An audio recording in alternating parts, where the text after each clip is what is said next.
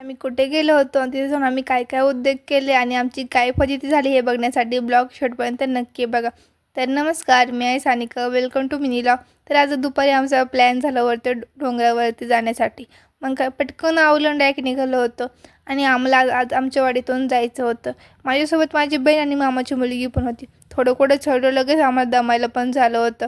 वाटेत तिची मैत्रीण म्हटलं, तिला बड्डे विश केलं आणि पुन्हा वाटेला लागलं होतं. आणि वरती येऊन आमची वाडी अशी काहीतरी दिसत होती. वरती मसळढग, खाली डोंगर आणि मध्ये आमचे कौलारू घरं.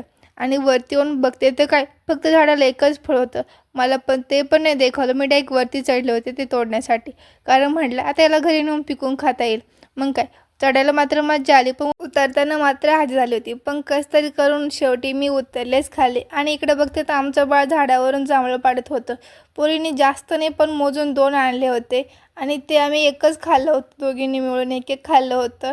तरी आमची जीभ इतकी कलर झाली होती ना की सांगू शकत नाही. खरंच तुम्ही खाल्ले का हे जांभळं? मला हे जांभळं कमी आणि करवंद जास्त दिसत होतं, पण टेस्ट पण एकदम थोडे पुढे आलंच होतं तर इकडं मोठं झाड होतं आणि त्याला एवढे जांभळं लागलेले होते ना का बास रे बास.